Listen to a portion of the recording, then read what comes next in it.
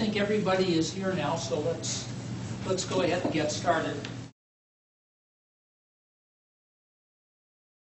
I promised you last week that instead of starting on the materials first, that we would talk through the ABC case study questions and answers. Your assignment 3, I think, is due in a week. We finished, I think, through page 5, and now I'm looking at page 6, which is item 12, which asks about how open is ABC to assuming tax risks, things like that. And the answer down here was that the board of directors and management do not like tax risks that create surprises, but on the other hand, management does want to hear about legitimate tax planning. Now, this is a pretty common type of thing that you will hear from clients, that they want, on one hand, to be conservative. They don't want surprises, but by gosh, if there's an idea out there, I better hear it from you and not hear it from somebody else. So this is unfortunately something you have to live with in the real world, because they hear an idea from somebody else, and that can hurt your relationship and their trust in you as an advisor. The next item there talks about the value of the secret formula being the particular combination of ingredients and their relative proportions, and not really in the ingredients themselves being secret. The ingredients are pretty commonly available, easy to obtain. ABC has no plans to patent the secret formula. They hope that the formula will survive far beyond the life of a patent, and they, of course, have procedures in place to keep the information secret. They maintain confidentiality by limiting knowledge to certain key U.S. operating personnel. One or more of these key personnel controls the formula mixing process at the U.S. plant. On the next page, it comments there would be considerable logistic sense in mixing the secret formula mixture at the Asian facility. And it would, of course, be highly efficient to not only use it for cereals and snack bars manufactured at that Asian facility, but also to send the completed mixture to the U.S. for use at at the California plant and a couple of others they're planning to build at other places within the United States. There's a good chance that this mixing is going to take place at your facility, and you should be thinking about, for assignment 4, how that would be done. Now, physically, it mentions here at the end of item 15, it mentions that ABC would send one of its key personnel having knowledge of the formula to each Asian country for which you are preparing assignment 4. Please consider how this affects both your structuring and your listing of U.S. tax considerations. Think about this point. There's going to be physically mixing of this material in your country. What are the choices regarding how we legally get that knowledge there? Do we just send over the employee and pretend there's nothing of value that the employee is bringing with it? I think that's sort of the burying one's head in the sand approach. So let's assume we don't do that. What ways are there, what mechanisms are there to get that knowledge from where it currently resides within ABC Inc., within the United States, to actually be used in the location of your facility? Okay, so what are some possible mechanisms? Okay, you could license it. That's going to be one. What else? Service agreement. Say again? Service agreement. a service agreement. The point that you're making is that I, ABC Inc., have this formula. I need a service of somebody to put it into effect and actually mix the stuff. So yes, ABC Inc. could contract with the company that's operating in your country to perform the service, and this is where I was thinking of calling it a contract manufacturing agreement as opposed to a service agreement, but they're in a sense one and the same in this sense. Let's say the U.S. company, I will buy the raw materials directly. I will arrange through a service agreement or a contract manufacturing agreement to have you mix it under my specifications. With this kind of contract manufacturing agreement or service agreement, ABC can own the raw materials and own the finished product, and as a result, to the extent that that secret formula product remains to be used in the local manufacturer, then at that point there will be a sale of that finished product to the company that's operating the facility. And the part which is going to be exported from that country to the United States, the finished product now for use in the California facility, that would just be, in a sense, importing a product that was processed outside of the United States. So far, we've mentioned licensing, we've mentioned, to use your expression, a service agreement. Joey, is there a third approach? How about sending employees over that are already under obligation to maintain a trade secret? And so they have the trade secret and they go over there and they perform the work. Well, if we were to do that without any legal recognition of it, that would be what I was terming the head in the sand approach. Oh. So yeah, good idea, but and certainly this is done as a practical matter probably more often than one likes to admit. And it's only, I think, the fact that a lot of these kinds of situations are hard for IRS auditors to really uncover because they don't necessarily get into sufficient detail to see that there is technology being used that has not been recognized in agreements. What about for example, a royalty-free license? I think, Marissa, when you said license, you were assuming an arm's length royalty. What about a royalty-free license? Would there be any issues with respecting that transaction? If the two parties intended to be royalty-free, getting back to our discussion last week of a fake transaction versus a real transaction, this is a real transaction. The two parties intend there to be a royalty-free license, and the two parties are respecting the terms of that license. Thinking about this under U.S. tax law, if a parent company grants a subsidiary a royalty-free license, what does that sound like economically? Assuming that this license does in fact have value. But transfer pricing issue? Well, before we get to the transfer pricing issue, the first is it's sort of like, what is the order of analysis on something? Okay, if we start off and we say we're going to have the parties, the parent company and the subsidiary, are going to have a royalty-free license. Actually, let me step back and try to give this example in a different way, and then we'll go back into the parent-subsidiary approach.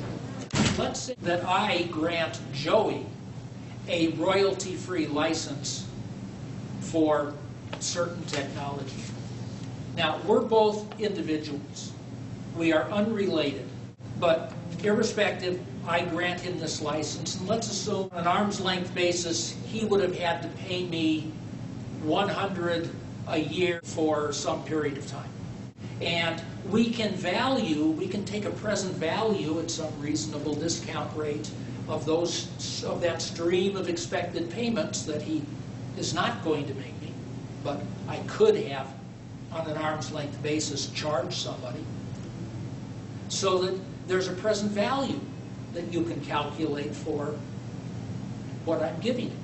A transaction where we have no other relationship, he's not my employee, that might make it compensation. We're just two human beings, no other connection. I've made a gift to him. Under our laws, well, gee, there's a gift tax, and we could come up with a gift tax obligation as a result of this.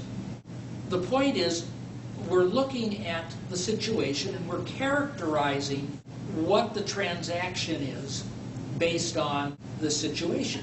Now, if we're talking about a parent company and a subsidiary, and the parent company gives the subsidiary something without adequate consideration, how would we characterize that? Capital contribution. Yeah, capital contribution. And if it went the other way, if a subsidiary were to give something to a parent company or a shareholder, and there was not adequate consideration, how would you characterize it? Well, a distribution, That could be and then if there's earnings and profits, Right. dividend, Right. return of capital, capital gain. So, absolutely right. So the point is, first we characterize it, then we go to your transfer pricing point, Andrew, but of course we only get the transfer pricing if it's relevant. If we have a contribution to capital, well, transfer pricing really isn't relevant from a U.S. standpoint. Okay, that's the U.S. standpoint. What about the foreign standpoint? Do we care about the value of something that a subsidiary company receives free? From an income taxation perspective, is a contribution to capital income? And how do you know whether it's income or not? If we look at the U.S. laws, the U.S. law with which many of you are intimately familiar, is a contribution to capital not income to the subsidiary because of the innate nature of a contribution to capital? Or is it not taxable because there's a specific code section that says contributions to capital are not taxable except in certain limited circumstances? Which is it? There's nothing in the law about it, it's just the nature of the thing? Or there is something in the law about it? Yeah, the latter. I don't remember specifically which section. I want to say 118. I may be off by a few. But the point is that, yes, there's a provision in the U.S. tax law. Now, while you've heard a lot from me about how similar in concept everything is around the world, and while that I still believe is true, you will not necessarily find the same thing in other countries where contributions to capital are concerned. If a company gets something free, whether it's from the shareholder or a third party, in your country it might be income. Which means that in some countries, if the shareholder wants to contribute something, then there has to be shares issued that at least have a par value equal to what is being contributed in order to avoid income tax on the value of what the subsidiary has received. You've heard me speak before, at least I think you have, with regard to the fact that we have a double entry bookkeeping system. Now, you may or may not have a great deal of appreciation of bookkeeping and so on, but one of the principles is that every debit there has to be a credit.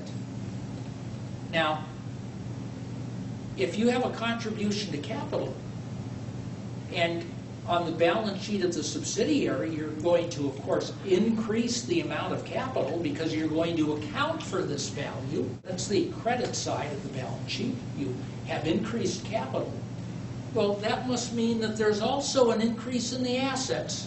As a result, if you properly account for this increase of capital, you also account and show a value on the books for this property which has been put into the company. In this case, the value of a royalty-free license. Does that have a, to use the word value again, does that have a value to us to have a recognized asset value on the subsidiary, on the books of the subsidiary? Is this an asset that we can amortize, depreciate, depending on whatever their rules are? I presume that you, in one of the courses, you must have had, let's say, you've developed some knowledge of depreciation. And the fact that you get a tax deduction for depreciation and amortization. Well, the same basic principle applies in most countries. So if you choose, because you think it makes sense, to actually transfer an asset from the parent to the subsidiary, and you're treating it as a contribution by a shareholder to the subsidiary in the United States, you may very much want to recognize the receipt of this asset and its value in the books and records of the subsidiary. And you very much want to do it correctly so that it doesn't create income upon receipt. Now, the U.S. does happen to have terrible rules with respect to transfer of technology outside the U.S. 367D comes to mind as having particularly terrible rules if you transfer technology out as a contribution to capital.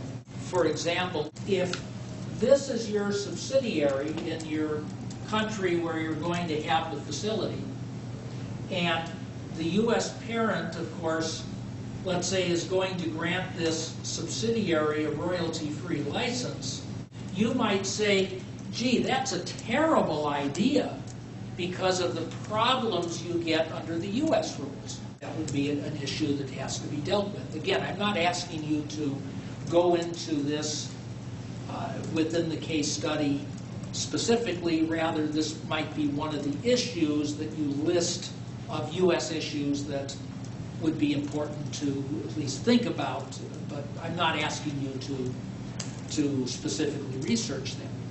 But notice something. We know that the U.S. has check-the-box rules. The U.S. rules allow the parent, if the sub is qualified for this status, there's maybe, for example, you recommend a type of entity in your country for which a check-the-box election can be made. So that from a U.S. perspective, this subsidiary is a disregarded entity.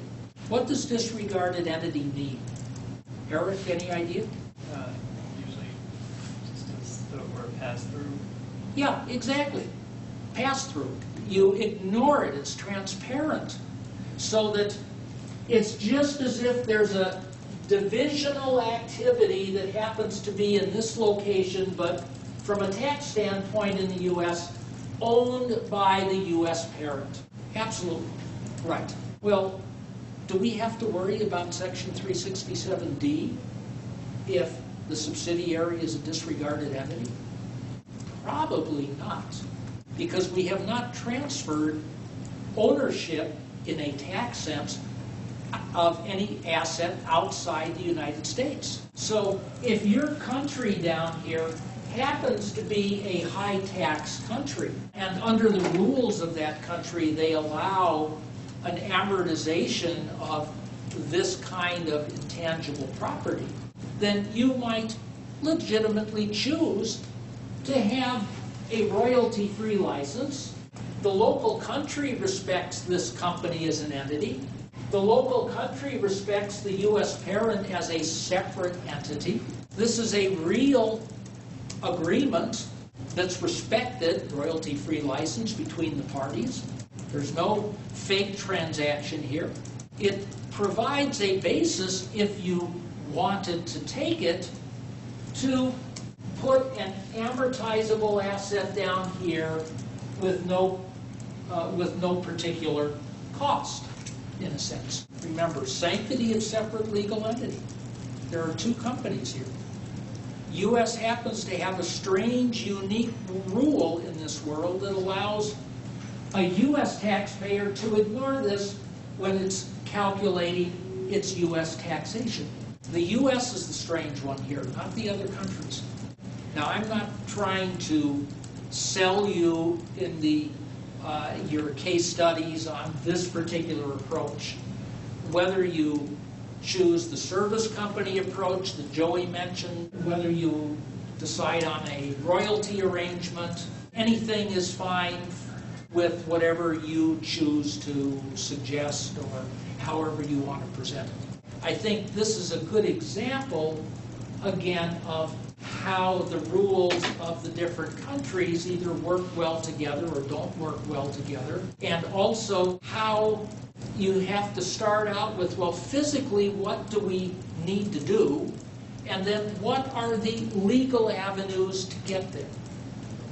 What we physically wanted to do, again, just to make sure this is all crystal clear, we want to have a human being who is a senior guy come over and be able to oversee and implement the mixing of the secret ingredients in the right proportions, and then to both use the product, the mixture that results from that locally, and also to send some back to the parent for use in the California facility and the other facility. That's physically what we want to do. Now, legally, what are the avenues to get there? We identified three that seem to make sense. Remember, royalty-free license, license with an arm's length royalty, and thirdly, a service or contract manufacturing agreement.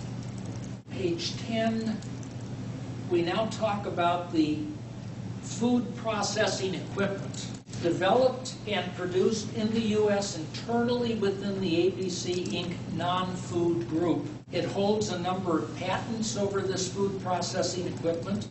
Average life expectancy of the equipment is 20 years, and it does license its intellectual property and also rent this type of equipment to unrelated parties.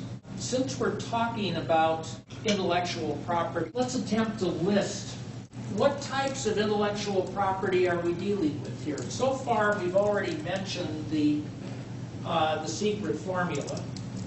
We've just mentioned here the patents and any related intellectual property with respect to the food processing equipment.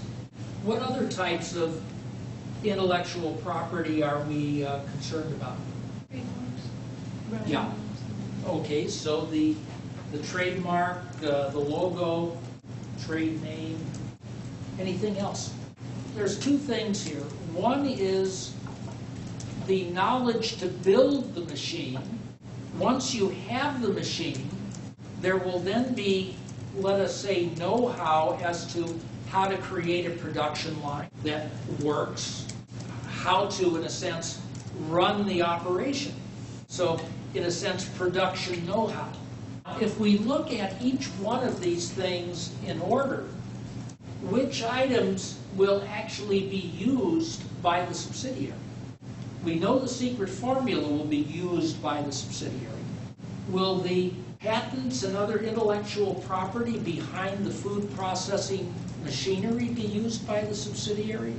Or rather, is it the machinery that will be used? In other words, the result of all this technology. Yeah, that's right. So that there's no need to actually put down into the subsidiary any rights to those patents and the technology used to create the machine. Only the machine will get there. Now, if we jump ahead for a moment to page 21, the line toward the top which says that the machinery is built by ABC and the budgeted price or the budgeted amount of $10 million for equipment is on the basis that that $10 million is out-of-pocket cost. It does not reflect the value of any intellectual property or profit that ABC would make if it were producing that same equipment and selling it to a third party. You're given a number here. The sales price of the same equipment to an unrelated customer would be $15 million. So out-of-pocket cost, $10 million. Fair market value for purposes of good transfer pricing is 15. We'll try to discuss the intellectual property a bit more, and then we'll talk eventually about how we get the food processing machinery down there. We've just said that there's no need to transfer any of the intellectual property related to it, so that's a non-issue. We don't need to go further on that part. What about trademark, trade name, and logo? Even with assignment 3, there's going to be perhaps use locally of those types of marketing intangibles. What do you think about a value of these marketing intangibles? Do they have any value today, before there has been any advertising, before there has been any local distribution promotions? Does anybody locally recognize the NutraSweet brand? I thought the background said that a lot of people were already importing this product in from the US. Yes, that's correct. And you're absolutely right that if that is a big enough issue, then yes, maybe there already is some value in the trademark. Now, I think for purposes of your work to simplify things, I'm happy for you to assume that it's small enough so that there's really already no demand for products that show that trademark. A trademark within a market only has a value if the trademark actually causes people to pick up this product instead of some other product of equal quality. If you have a situation like this where a new product is being brought in, and again, I'm assuming that the local market's knowledge of the product is small enough that we can ignore it for this purpose, then, in any case, generally at the start, marketing intangibles do not have value. They get value as the result of an investment in advertising, an investment in various sales promotions, an investment in having salesmen go and knock on the doors, trying to get the things into the distribution channels. But that's created later. So probably, yes, you could have legitimately a royalty-free license of the trade name or trademark, and there's no, in a sense, other marketing intangibles in terms of market knowledge because nobody has that knowledge yet. It's only created later, and an obvious question is, well, once it is created, who owns it?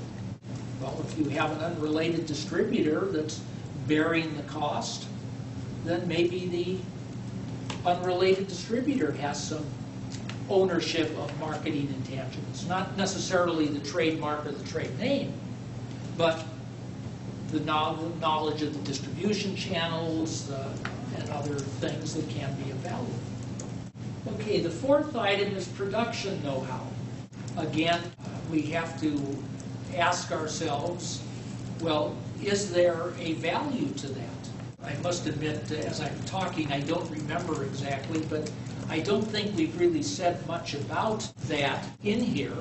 Considering the nature of this industry, that making cereal, making bars is maybe not rocket science, that it would be sufficient from a valuation standpoint just to pay, in a sense, the expenses of people from the home office who would come over and help set these things up. That it's not such high value knowledge that you need to try to figure out something special for it. Now, if you're interested in this area of intellectual property and want to assume that it has a high value and deal with that in your case, then say so and do so. But I think from a standpoint of what we would likely find in the real world, probably this would not be highly valuable knowledge. Now again, from a procedural standpoint, what have we done? We've tried to lay out the different types of intellectual property that exist, which ones will in fact be used, and for each one, well, if it is going to be used here, what are the choices, what are the avenues that it can legally get into this subsidiary. Okay, page 11 in the middle. Notice that there's even an underlined portion toward the bottom. It's giving a little bit of background on ABC's alternatives for assignment 3, that either ABC will set up its own operation to act as an exclusive agent or distributor. Now again, it could be a subsidiary, could be a branch, and this company in fact would buy, or the branch would, either one would resell to customers. Now that's the first alternative, where whether it's a branch or a subsidiary would perform a distribution function. Now again, a distribution function is where we, through our own employees, will go out and find the customers, make the sales, do all that's necessary to distribute our product within this country. So that's one alternative. ABC, either directly through a branch or through its subsidiary, owns that distribution function. Now, I showed two possibilities. I showed a branch and a subsidiary. Is there a third possibility, just in case it would make sense for your country? If for some reason it made sense, let's say this is country A, this is country B, this is country C, we could set up a subsidiary in country C that forms a branch in your country. I'm not suggesting specifically that there's a reason to do that, but understand that that's an avenue that you have open to you. We said that there's a second alternative, and that is that ABC might use a totally unrelated distributor, but then provide some support to that distributor. There's, I think, some discussion on page 2. If ABC decides to support unrelated non-exclusive agents and or distributors, then the personnel in the local office would not themselves be conducting any sales activities.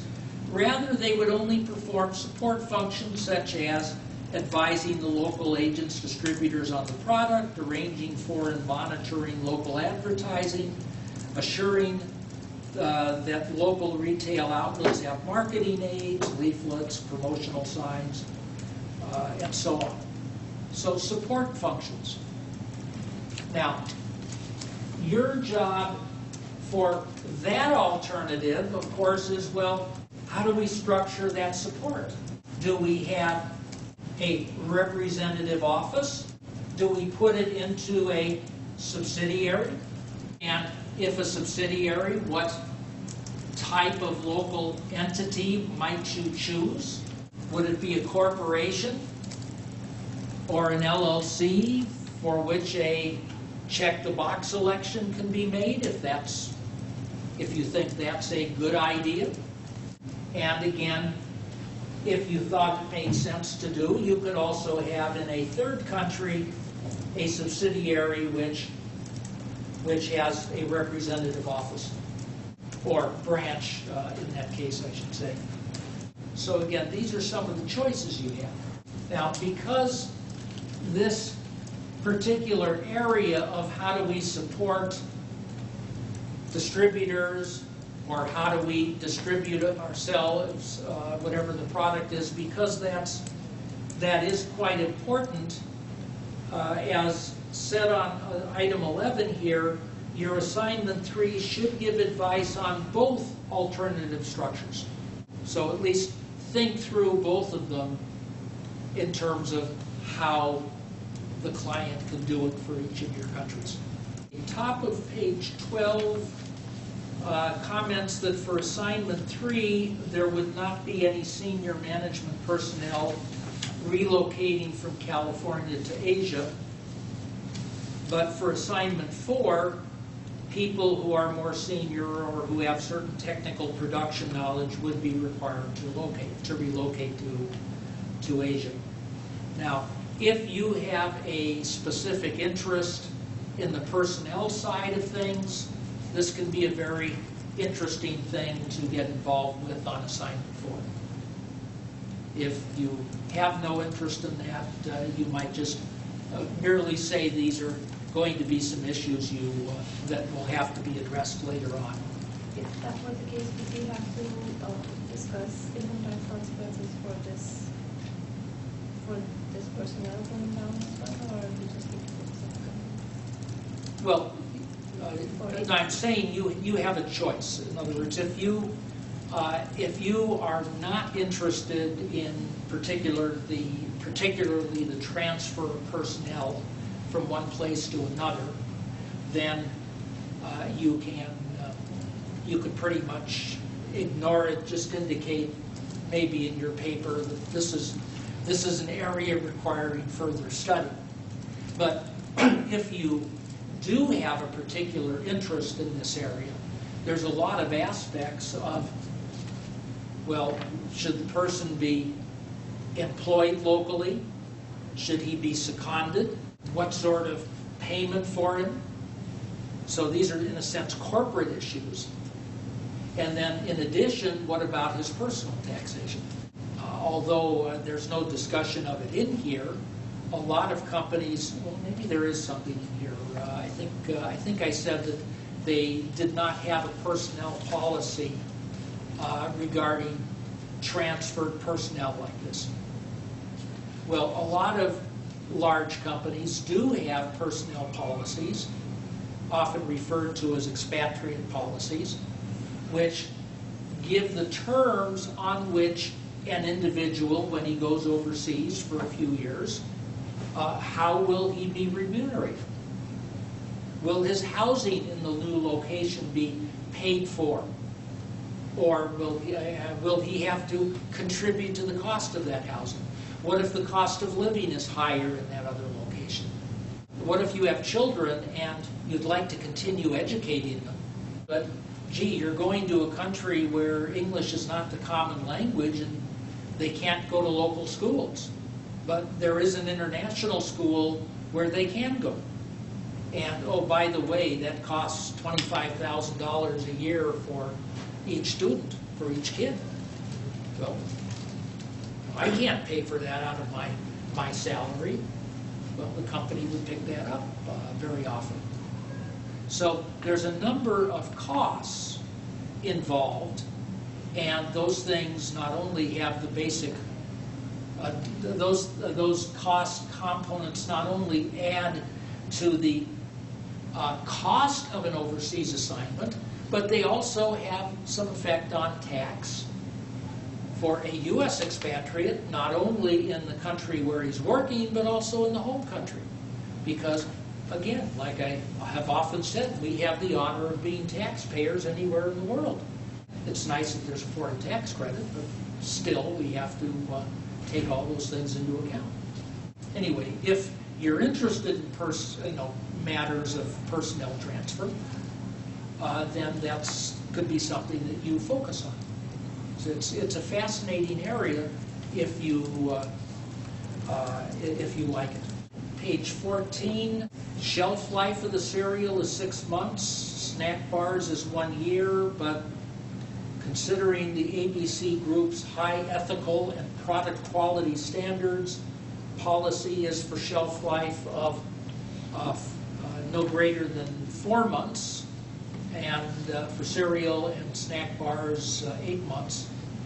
As such, they must maintain relatively low inventory levels so that there is a high turnover with no significant amount of product going out of date.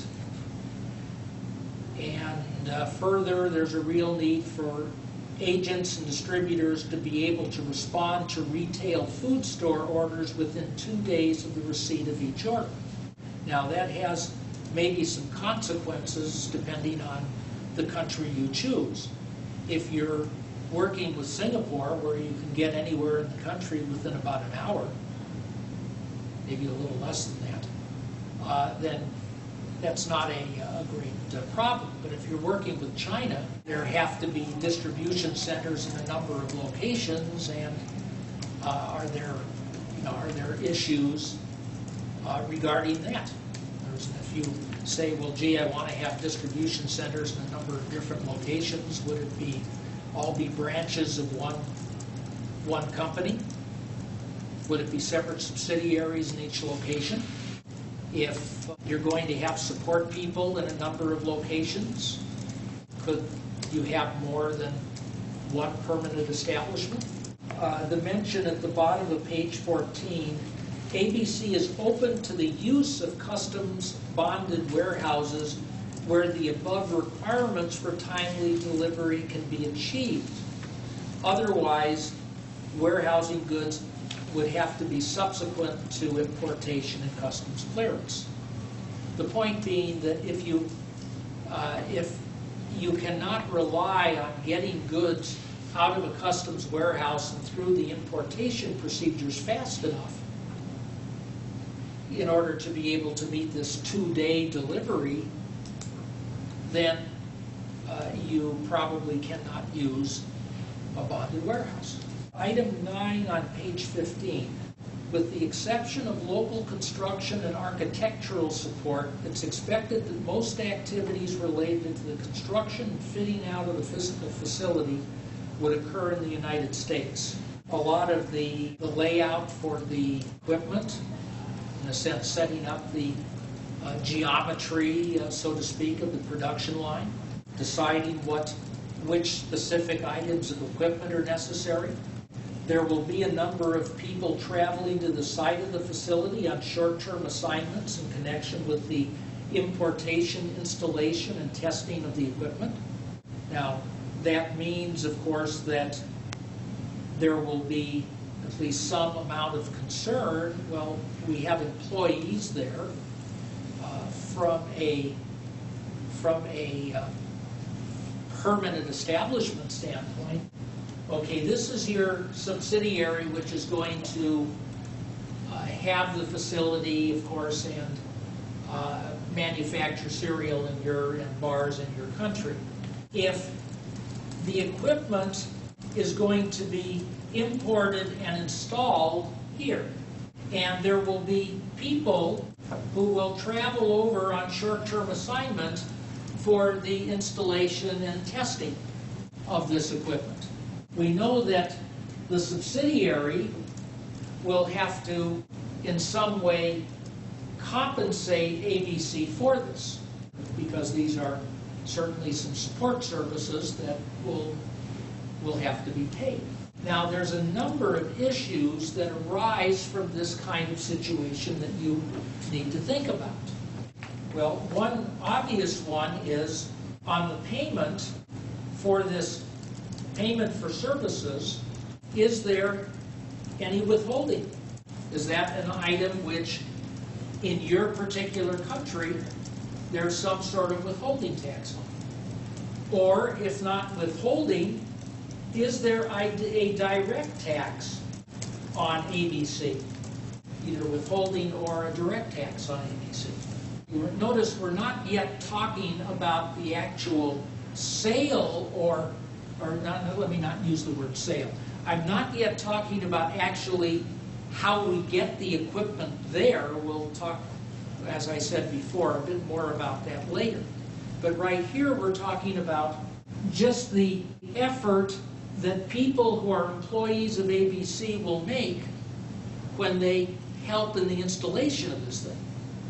I think as a general rule, in terms of, again, what I call methodology, if you always think first about just physically what has to happen, and only secondly, once you've completed that first thing of, okay, what's going to happen and where physically is it going to take place and who is going to be doing it, and if they're people who are regularly employees of some company, what company is that?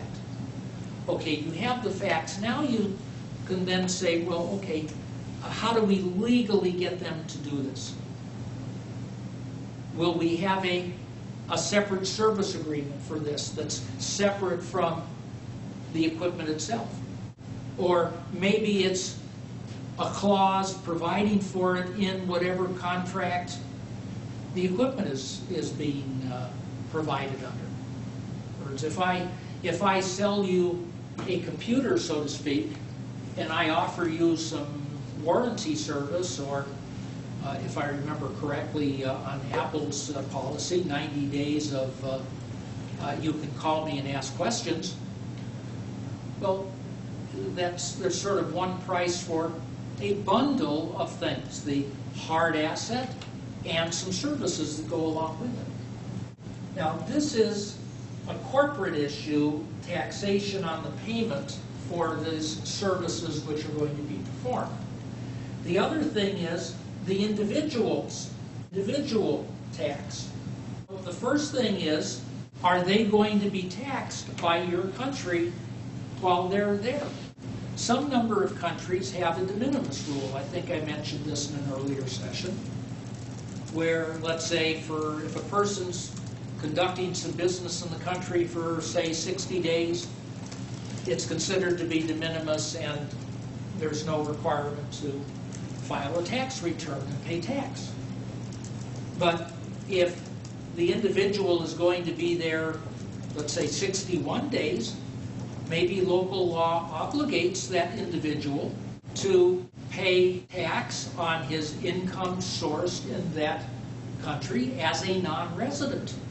So this individual may have to file a non-resident tax return, probably on a pro rata basis. In other words, 61 days worth of income would be the amount of income, and then apply whatever rules there are as far as deductions or exemptions, and you come down to a taxable income and a tax.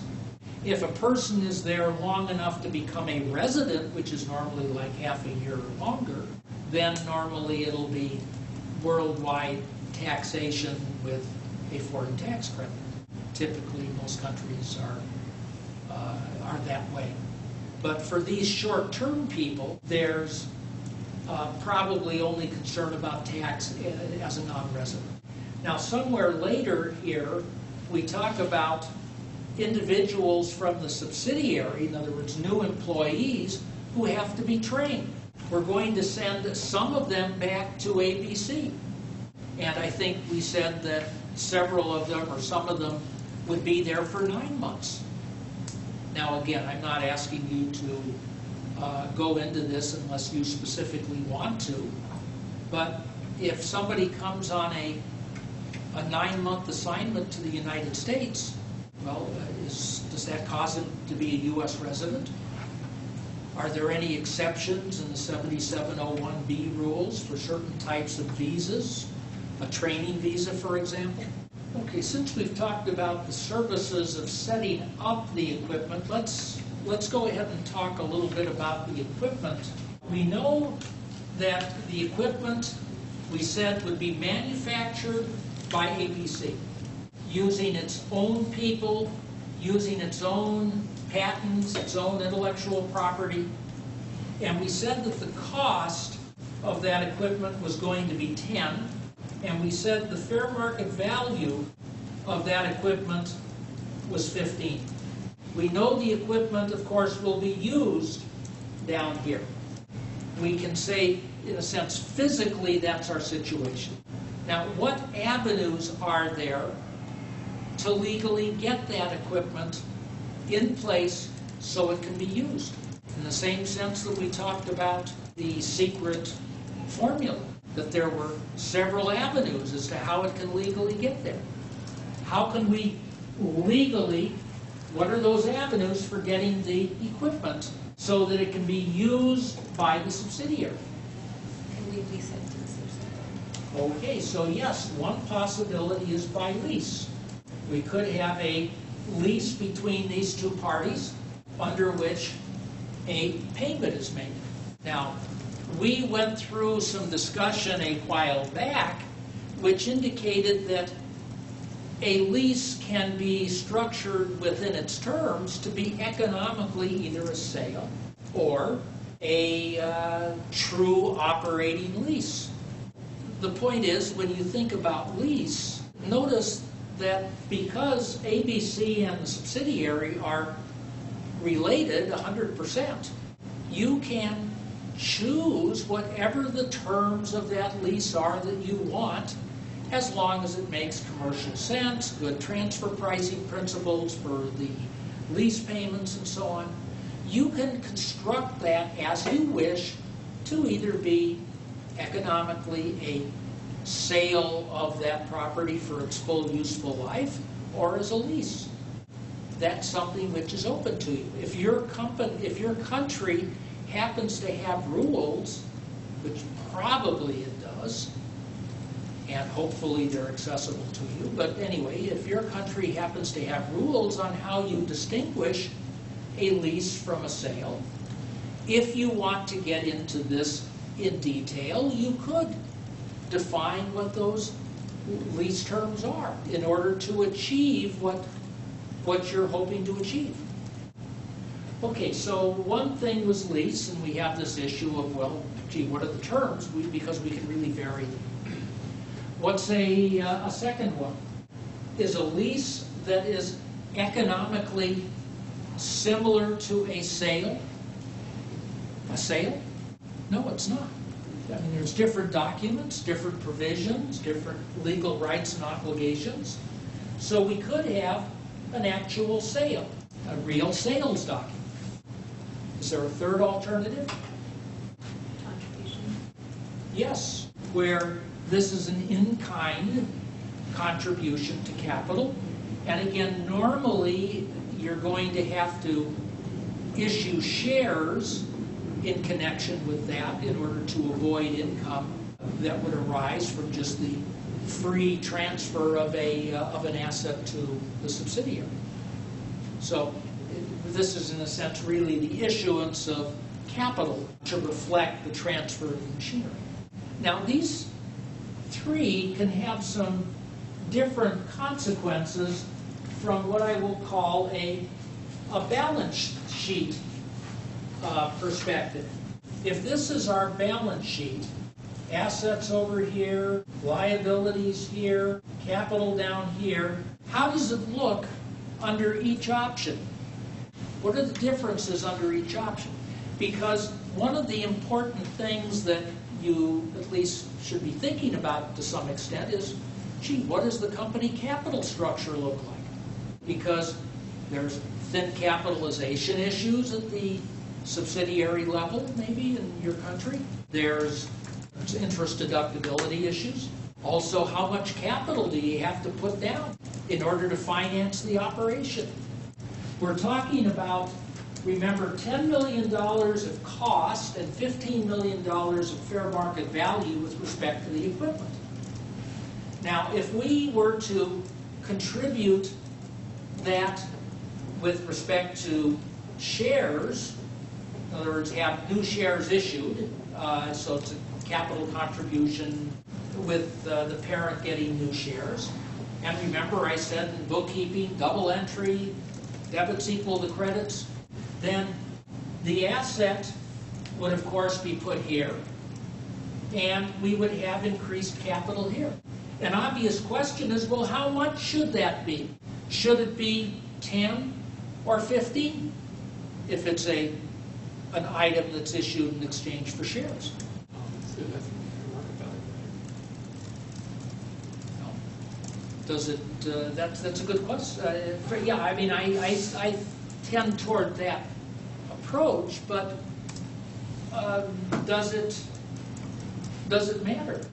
Who remembers what Section 367 is? Relates to transfers of assets outside the United States in connection with a non-taxable transaction. You may remember that 368 is where reorganization is defined, and 367 must be guilty by association because it's close by. When you're transferring assets outside the United States, there's of course a concern that, from the U.S. standpoint, that you don't want to be able to avoid U.S. taxation by putting appreciated assets outside without paying the tax at that point. So there's typically a toll charge of some sort when you do.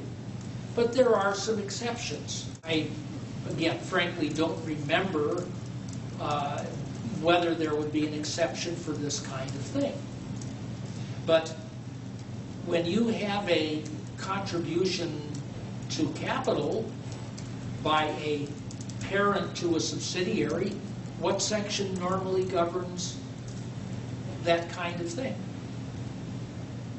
351?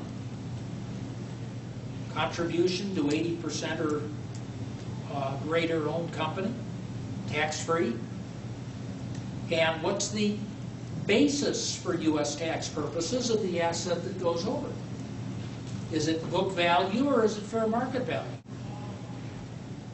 The important thing is not the answer. The important thing is the reasoning of how you get there. What do you think? Let's pretend for a moment we're talking about two domestic companies instead of a foreign company where 367 comes in, since none of us remember the 367 rules anyway. Carryover basis. Yeah, and why? It's a non-recognition of the transaction, so you're preserving your intangibles. Yeah, that's exactly right. You're preserving for the future that taxable gain which is there within corporate solution. So it's a carryover basis. So if we are able to, under 367, get this equipment into the overseas company as a contribution to capital, we are able to account for it at book value.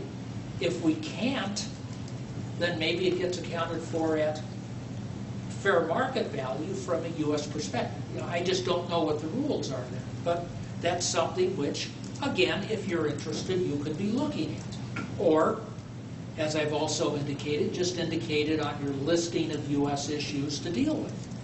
We talked before about the potential benefit of having a higher basis asset when we were talking about the value of the secret formula, I think. A higher basis asset on the balance sheet of the subsidiary, because when you have a higher basis asset, when you have 15 here instead of 10, you've got an extra 5 of future amortization of the asset cost. And that's a tax benefit. If you have to pay a tax to get that step up, well, then maybe you don't want to do it. And again, this gets back to the U.S. rules. Do you have to recognize that gain? My gut feel is that probably you do have to recognize it, but I don't know. So this is an interesting aspect that if we're talking about either a contribution to capital, where I think probably ABC has to recognize the gain under, like I say, this 367 rule, or where you have an actual purchase. Remember, we said we had 3 different approaches on how to do this. We had the lease, we had the sale, and we had the contribution to capital. If it's a sale, then ABC would recognize the gain. Now, maybe some of you remember hearing in one of your courses about intercompany transactions in a consolidation. Remember, The subsidiary down here, if it's a real corporation, a C corporation, so to speak, is not a member of the affiliated group, does not join in the filing of a consolidated return. So if your subsidiary is a separate taxpayer as far as U.S. is concerned, this subsidiary, when it purchases the asset, that subsidiary, or the parent, will have to recognize that $5 million of gain on the sale. Again, to make sure it's clear, when a sale is made from ABC to the subsidiary, there's going to be recognized gain. The subsidiary is not a member of the U.S. group for purposes of consolidation. Let's bring up one more thing before we go to the lease. We said that this is a sale and ABC has to recognize $5 million of gain if this is a recognized corporation under U.S. tax principles. But what if this is a check-the-box entity? What if this is a transparent entity for U.S. tax purposes? Again, maybe for local purposes, we value it at that $15 million. We show issued shares with par value of $15 million. But the U.S., using its fiction of the check-the-box rules, says we will pretend that there is no line going around this thing. It's just legally a part of ABC. If I take something from my right pocket and put it in my left pocket, do I have to recognize a gain? Do I have a gift tax or anything? No. Only if I give it to Joey over here. Or sell it to Joey at some inflated price. So you might, if you think it appropriate, suggest, other things being equal, that if the sub is chosen as a check-the-box vehicle, transparent, you have a potential for a benefit. No tax cost on that $5 million of profit, but an ability to have lower foreign taxes because of the $5 million of additional depreciation over time. Economically, that is worth something. Okay, let's go back to our balance sheet. We said that if we have an issuance of shares in order to put this $15 million worth of property on the balance sheet, then the result looks like this. On the other hand, if we have a sale, then we still have the 15 of assets, but now we have either some amount of liability or some amount of less assets. We might have had $15 million of cash. Now we've reduced the cash to zero and we have a $15 million equipment asset. Or we might have a payable, a liability, because we haven't paid it yet, but we owe this money, it's our liability, we owe this money to the parent. So the balance sheet looks like this. Let's cross that one out and just assume the 15 on the liability side is either here or here, depending on whether it's a issuance of shares or an actual purchase, for simplicity. What does this thing look like if we have a lease that is treated as an operating lease for local purposes as opposed to a sale? What does the balance sheet look like if we have a true operating lease? Pardon? None of these are going to be on the balance sheet. Yeah, nothing is going to be on the balance sheet. If it's a true operating lease, the lessee does not own the asset. The lessee does not own the asset, and the future payments accrue as time occurs. So that the entry in the future is going to be a debit to expense, rental expense, and a credit to liabilities. And that will happen periodically over time. So we said this asset has a 20-year life. We've said in there, we didn't indicate what the numbers were, but I think we said in the questions and answers that there are arm's length prices available for this type of machinery being leased to unrelated users. So you could, in that case, choose to do it that way. Now, if you have a debt to equity ratio in the particular country, let's say of 2 to 1, and ignoring all other liabilities and what have you, if you wanted to have a purchase on your balance sheet, then your asset, let's say, would be that 15, and the maximum, on a 2 to 1 debt equity ratio basis, the maximum amount of obligation, debt to the parent that you could have is 10, meaning that you have to have at least equity of 5. This approach of having to have some amount of equity ties up, in a sense, some amount of capital that is going to be down in that subsidiary and cannot be easily gotten out. Whether that's bad or good, it's going to depend on the situation. But there's a difference as to, there are some, let's say, resulting differences from the different balance sheet treatment of the different alternatives. Notice that where you have debt, there's a basis for a flow of interest payments.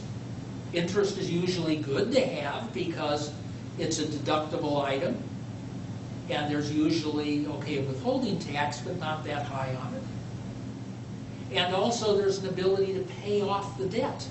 There's a mechanism for easily getting excess cash flow back to the parent if you want to. So having debt can be good. If you drop the amount of the equipment in exchange for shares, then there's no easy mechanism to get excess cash out.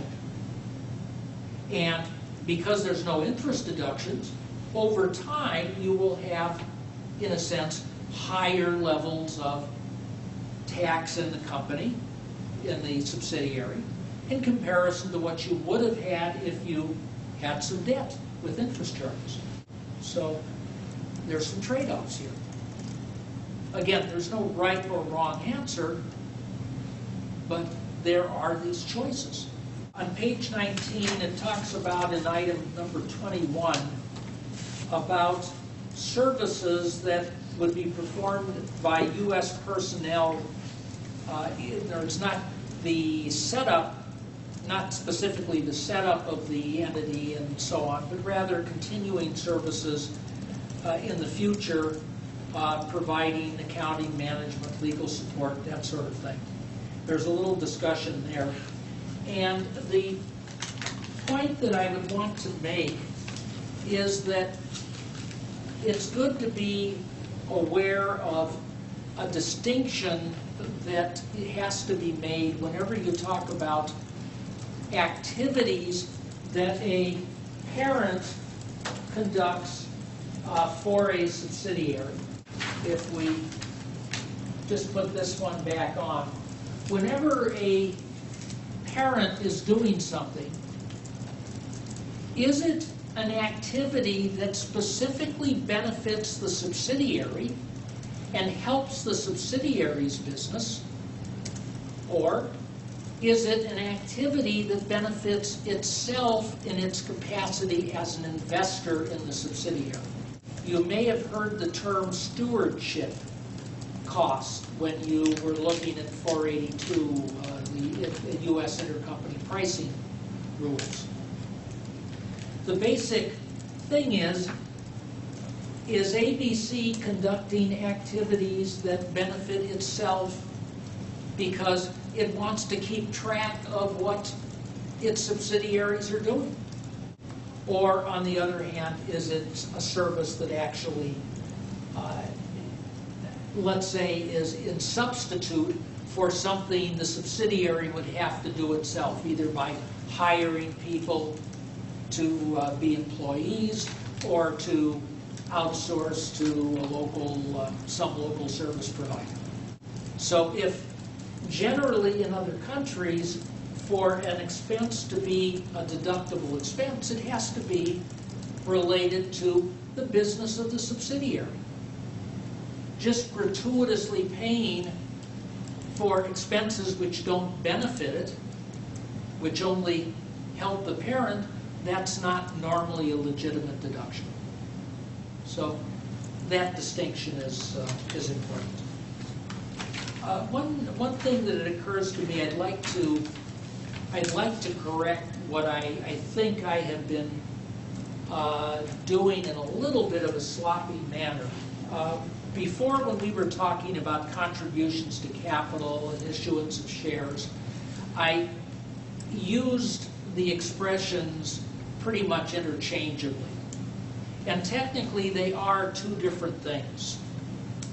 If an asset is transferred to a subsidiary and the subsidiary issues shares in exchange, that's one type of transaction. A contribution to capital is normally where there is no issuance of shares, where it's just an asset is transferred to the corporation without any remuneration, without any issuance of shares. I think it's important to recognize the difference. And I think I was being a little sloppy and referring to them as if they were the same thing. At the top of page 22, it mentions about, in assignment 3, that there will still be manufacturing profit recognized by ABC Inc. in the U.S. from its production and sale of NutriPower products. And this is in connection with the fact that there's startup losses. For example, let's say you have the assignment 3 situation, and let's say you have this subsidiary here. And let's say that we have startup losses in the subsidiary. And we'll assume this is not a check-the-box entity at this point, so that the startup losses are stuck down in the subsidiary and do not benefit the parent. The parent is manufacturing and selling product, let's say, to maybe a distributor, which is reselling. And this discussion at the top of page 22 is making the point that even though there's startup losses, when you look at what is being set up here, that at the same time, because ABC Inc. is manufacturing and selling the product, whether to a related or unrelated distributor, that there's profit being earned up here, taxable profit, which is not being offset by the startup losses. So on an overall basis, even though there's startup losses down here, maybe if you look on an overall group basis, maybe there's still a profit being earned, even though there's startup losses down in the separate legal entity below. That's what that's about.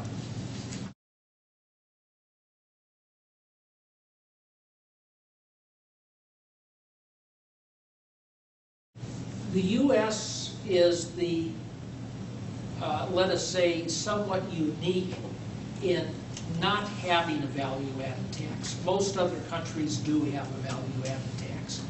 I seem to remember that I've seen a figure that 133 countries or something of that order do have value-added tax systems.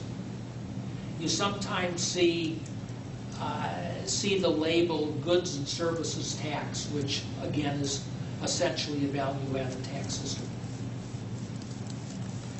Tonight, what I'd like to do is get across a little bit about the basic economics of it, and in so doing also cover what's the actual effect if something is not subject to value-added tax. In other words, if certain income a company earns is not taxable, and then to talk about value-added tax in terms of its effect on imports and exports.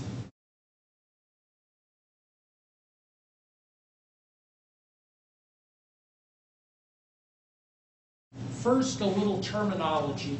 If I sell something to a customer, I collect value-added tax from that customer, and that's called output VAT. In other words, it's tax on my outputs.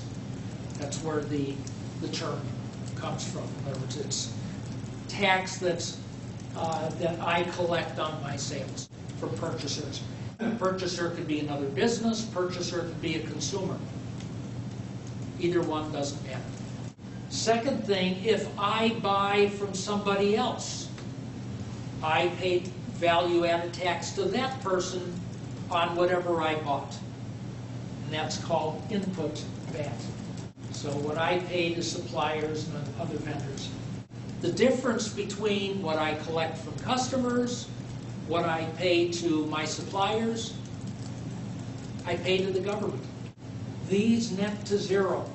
So in the typical situation, there is no economic effect to the business entity. Well, gee, what happens if I'm in a startup situation? I have more spending but very few sales. Under a pure VAT system, I get a refund from the government. Government pays me for the excess of the input VAT over the output VAT. I get a refund from the government. Let's go ahead and try to make it a little more visual. Let's say that we are Y. We're the one in the center. Let's say that Y is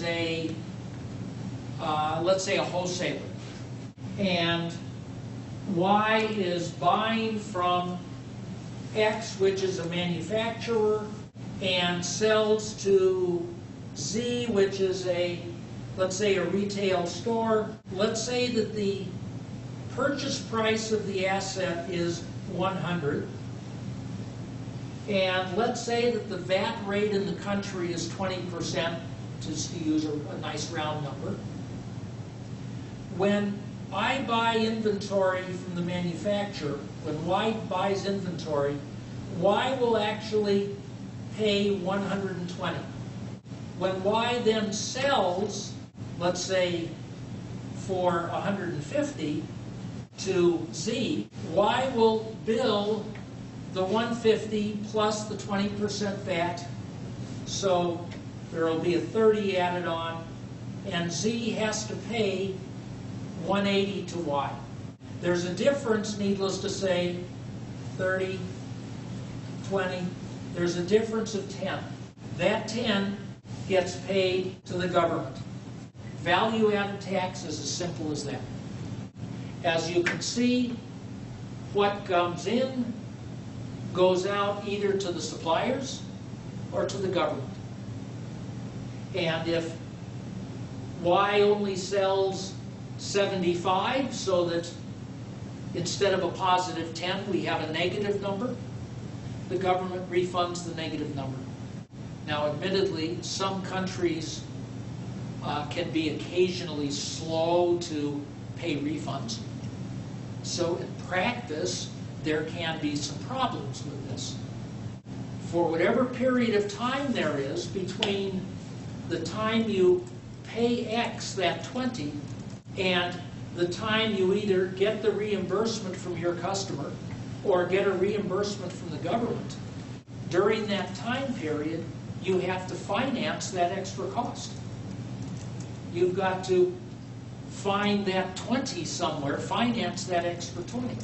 For a long time, China, for example, and Russia as well, would not allow a reclaim of value-added tax, input value-added tax, on capital assets. Gee, I'm going to put up a factory. I'm going to buy $10 million of equipment. I'm going to have to pay $2 million of value-added tax. Well, in China, up until recently, and Russia, I'm not sure whether it's still the case or whether they've changed it, but you could not get a refund on that extra 20% or whatever the percentage was of value-added tax.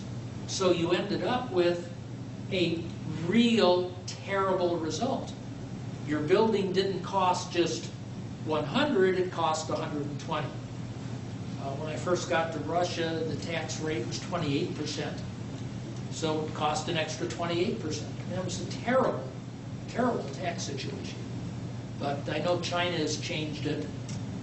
Russia, I have no idea about. In any case, this is what value-added tax is intended to be. Neutral with respect to the business.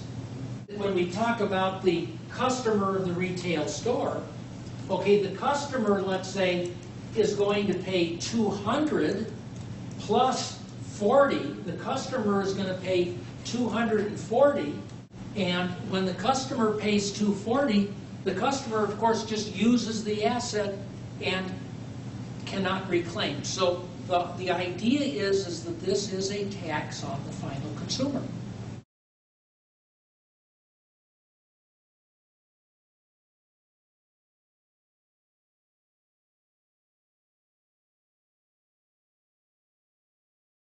Okay, a bank earns interest income. Generally around the world, interest and some related things are treated as being non-taxable under VAT rules. If a bank receives income which is not subject to VAT, is that necessarily a benefit from the bank's standpoint? A bank has to buy its own equipment. It has to buy services. Typically, equipment services are subject to VAT. So the bank is paying its expenses which are subject to VAT. And let's again throw some numbers on here. Let's say that the bank pays 100 of expenses plus 20 of VAT, so that it actually has to pay 120. And let's say the bank earns interest income of 200, but of course 0 VAT. Now, if this were our other example where instead of a bank earning interest, we had a company that was selling a product, then we would have said that company would get a refund of 20 from the government. That is not the case for categories of income which are considered non-taxable. So, as a result, that 20 for the bank is an actual extra expense. It's economically a cost of the business. And the only way the bank can recover it is to charge the customer more interest, which the bank may or may not be able to do depending on its market position. So this is a problem which is common to financial institutions around the world, because there are lots of financial institutions in all these countries that have VAT systems. So efforts by a bank to try to minimize the amount of VAT it pays is a very important savings issue.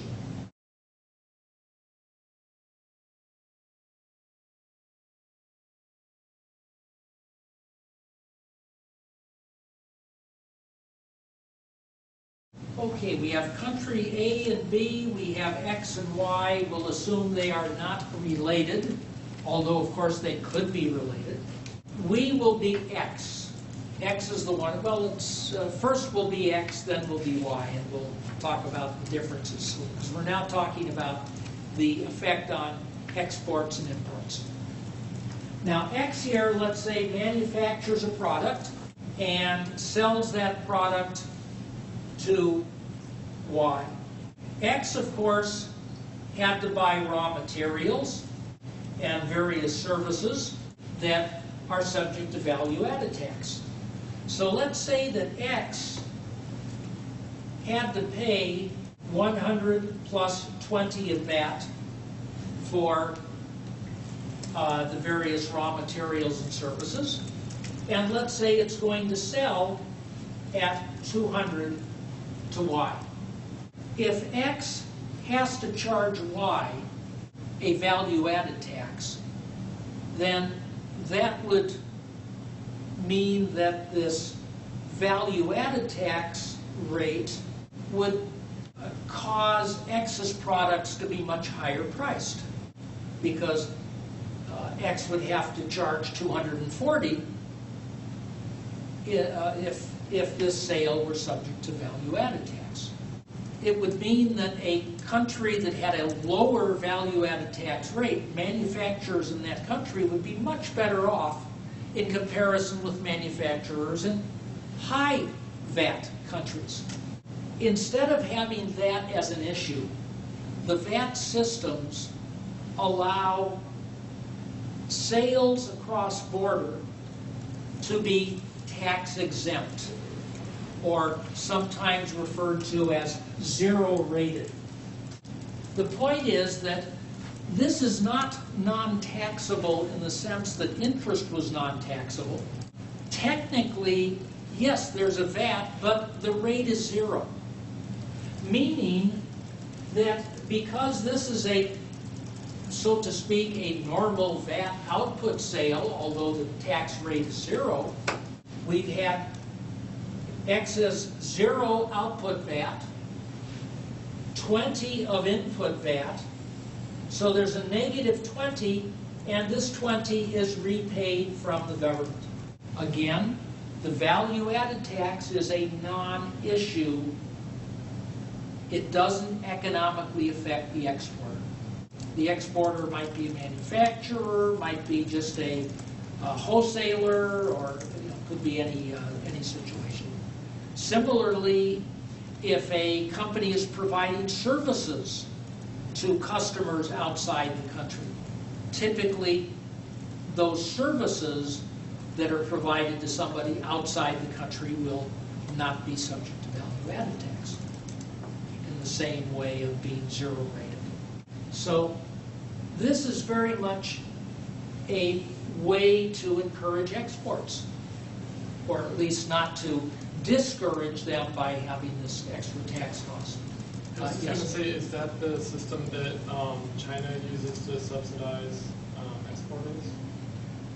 Actually, I mean, this is a very, to me, a very funny situation, because China has a normal, for the most part, a normal value-added tax system. Yet, what China does, because it has been so successful with exports and gets so much pressure and beating from other governments around the world for, as a practical matter, having low wages, which causes the price of things being exported from China to be so low, that they have not done it this way exactly. Rather, what China does is says, okay, the minus 20 is minus 20, but we will only give you back 15 of that 20. So it's actually an extra tax on the exporter. And China has made adjustments in those rates, pretty much as a result of either being beaten on by other countries for being, having so much trade surplus, or with the financial crisis, they increased it, let's say, from 15 to 18 in order to give the exporters, a bit more benefit, because times are hard economically. This, over the last year and a half. So China's a really strange bird on this one. And they talk about, yes, a tax at export or a benefit. Actually, other countries are far more normal than China is on this thing. Other countries give back 100% of that 20, no questions asked. With China, they don't get it all back. So it's actually an extra cost to some extent in China. I think this is a good example of how the media that reports on these things doesn't understand the basic issue, and as a result, the impression is really exactly what you just said, which is 180 degrees wrong. The real issue is that wages are low in China, and a lot of operating costs are very low, and that reflects itself in very low prices that other governments complain about because of the trade surplus which has arisen. Now, we've been looking at X. What about Y? What about Y? Y is importing what it buys from X. If we go over to this side, okay, Y is paying 200.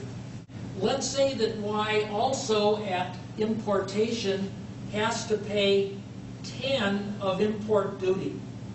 Depending on country and depending on item, there might be zero duty, there might be a large duty, could be whatever. There might also be excise taxes on certain imports. So Y is going to pay 200 to X, 10 to the customs authorities, and what about value-added tax? Normally at import, Y will have to pay value-added tax directly to the government through the customs authorities, and that will be whatever the percentage is of value-added tax in that country. Let's assume, just to say it's something different than what country A's was, let's say it's 10% in country B. So on that total of 210, Y would calculate a 10% value-added tax, which is 21, and would pay that 21 to the government effectively as an input VAT. Then, when Y sells to a customer, let's say at 300, it will charge 300 plus 30 of value-added tax. It will receive from the customer 330. We now compare the 30 of output VAT to the input VAT of 21, and they will pay the difference of 9 to the government of B as its VAT obligation. Again, economically, with the exception maybe of China, the value-added tax is normally not intended to affect the company. The tax ultimately is borne by the consumer. Where you have non-taxable things, and that's pretty much a focus on the financial industry, then you have that non-taxable income status, and you get this cost to the company, to the bank or insurance company or whatever it happens to be.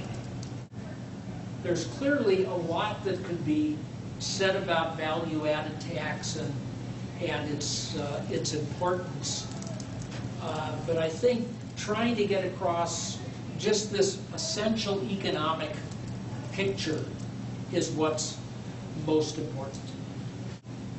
So that import duty paid by Y to the government, and then that 9,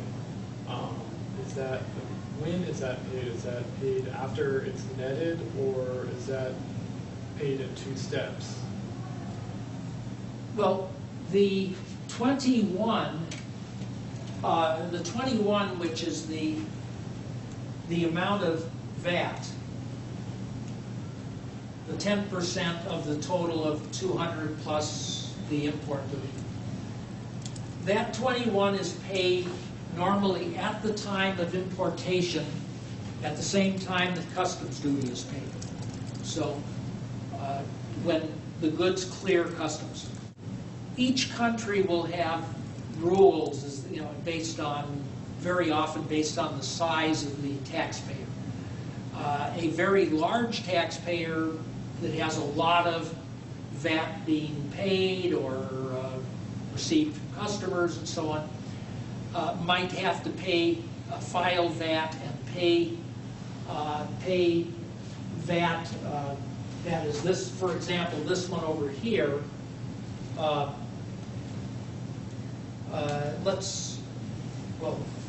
If this were a positive number because we also had domestic sales, if this were a positive number and X is a large business, it would very often have to file VAT returns maybe weekly and pay VAT weekly to the government.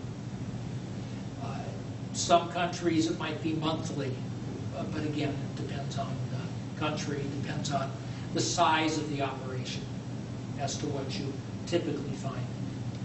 The 21 over here is going to be paid, again, because it's an importation situation, gets paid at the time the import occurs, or within a certain number of days afterward, something like that. The 9 would be paid based on, like I say, either a weekly or a monthly value-added tax reporting of sales that have occurred in the last taxable period. Yes, Martha? Are you able to generalize about what serves as the custom, the import duty base? How's that determined? The import duty base will normally be the invoice amount and any cost of shipping. Normally it'll be that. Occasionally, well, I shouldn't say occasionally, I think probably pretty typically, another item which should be included in the base would be any, let's say, royalty or other payment which would not be due if it were not for the import of the product. So let's say that, and in a sense this rule is there to prevent games that companies might pay.